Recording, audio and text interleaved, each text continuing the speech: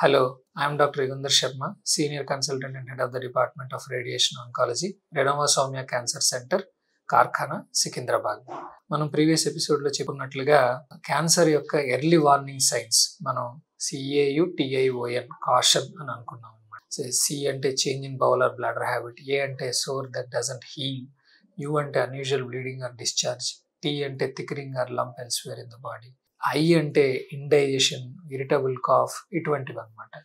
Indigestion అంటే మనకి ఆహారం సరిగ్గా అరక్కపోయినా లేదంటే మింగడంలో ఏదన్నా ప్రాబ్లమ్స్ ఉన్నా కానీ లేదంటే ఎక్కువసార్లు గ్యాస్ట్రిక్ ప్రాబ్లమ్స్ వస్తున్నా కానీ ఇమీడియట్గా డాక్టర్ గారి దగ్గరికి వెళ్ళి మనం చూపించుకొని, క్యాన్సర్ డాక్టర్ దగ్గరికి వెళ్ళవలసిన అవసరమే లేదు.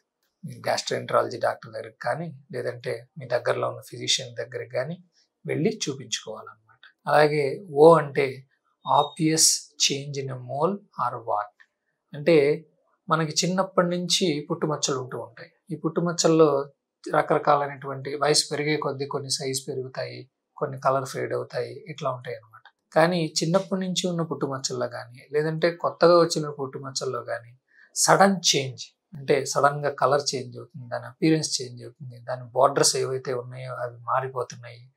అలాగే సడన్గా అల్సర్ వచ్చింది, దాని మీద పుండు పడింది, తగ్గట్లేదు, బ్లీడింగ్ అవుతుంది. ఇలా పుట్టుమచ్చల్లో ఇటువంటి చేంజెస్ ఏమన్నా వస్తే ఇమీడియట్గా డాక్టర్ గారి దగ్గరికి వెళ్ళి బయాప్సీ పరీక్ష చేసుకొని ముక్క తీసేసి నిజంగా క్యాన్సర్ కింద మారిందా లేదా అనేది చూసుకోవాలన్నమాట.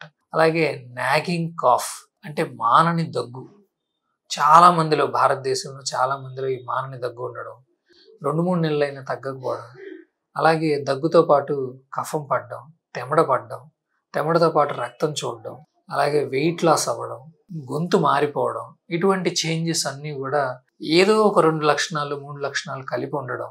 ఇటువంటి ఉంటే గనక ఖచ్చితంగా వెంటనే ఫిజిషియన్ దగ్గరికి కానీ లేదంటే ఛాతీ డాక్టర్ గారి దగ్గరికి కానీ లేదంటే ENT డాక్టర్ గారి దగ్గరికి కానీ వెళ్ళి క్యాన్సర్ ఉందా లేదా అనేది చూసుకోవాలన్నమాట.